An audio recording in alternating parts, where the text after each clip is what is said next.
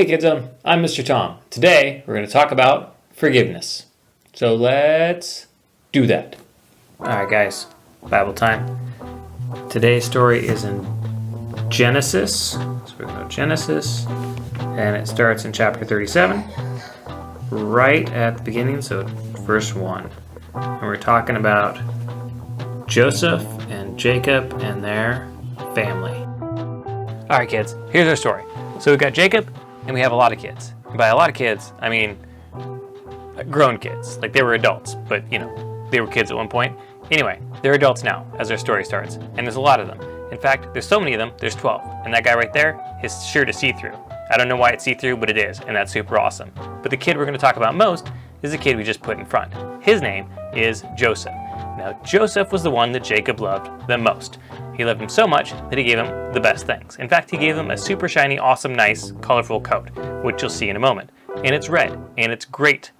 Now, Joseph was not well loved by his brothers because his brothers were jealous of how much their dad loved him. So one day, their dad sent Joseph to find his brothers when they were out in the field to check on them, see how they were doing. And his brothers were plotting on how to get rid of Joseph because the kid wouldn't shut up about how much his dad loved him, about these dreams he had, and it was just ridiculous. Like, just get over yourself, Joseph. I mean, come on. We're tired of it. I'm tired of it. Everybody's tired of it, Joseph. Anyway, Joseph finds his brothers, and they immediately surround him. And then they do something that brothers should never do. They attack him, and they take away his coat, and they beat him up, and then they throw him in a dry well called a cistern while they figure out what to do with him. Eventually, they figured out what to do with him. They decided they were going to take him and they were going to sell him, and they were going to tell his dad that he died, which is bad, but that's what they did. So they took him out of the well, and they found some traders who were heading to Egypt, and they sold him to the traders for money. And the traders took him to Egypt. Now, in Egypt, he got sold to a dude named Potiphar, and he worked in Potiphar's house. And he did a really good job. And eventually, Potiphar put him in charge of his house because he did such a good job. But his wife, Potiphar's wife, told a lie about Joseph. And that got Joseph in trouble. So Joseph got sent to jail, which is sad. But then he got set free, which is good. And then he solved the problem for the king of Egypt, who was called the Pharaoh.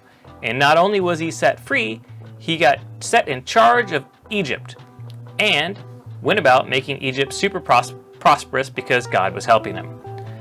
Now there was a famine back home, so Jacob sent his sons, Joseph's brothers, out to go buy grain from Egypt. And they tried. What they didn't know was that Joseph was the one who was in charge of all the grain in Egypt.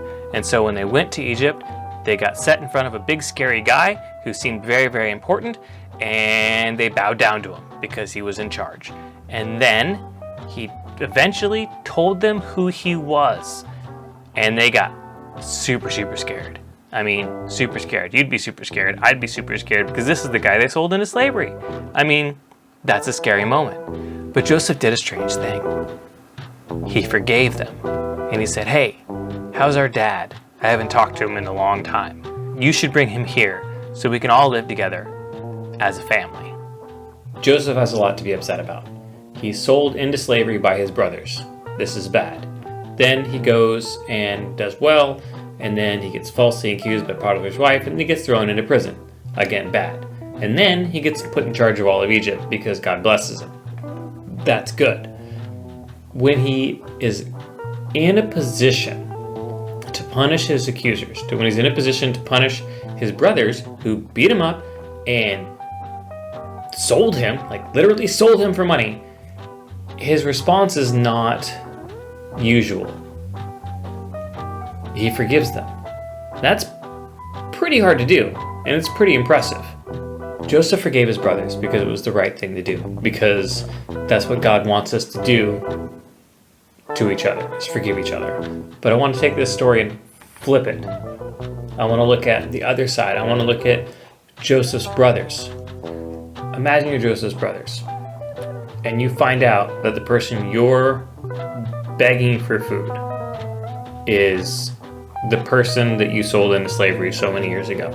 the person that you hurt and abused and damaged, that is an incredibly vulnerable moment. So what does it mean for us? When we ask for forgiveness, if possible, we need to fix what we broke first. Now, Joseph's brothers could not unsell him. They couldn't fix that. But they could start treating him like a human being who had value, like their brother, like he was worth love and respect. If someone is asking you for forgiveness, you have the opportunity to be an example of Christ to them. You have the opportunity to share with them the love Christ shares with us, because he forgives us even though we don't deserve it. And that's pretty amazing.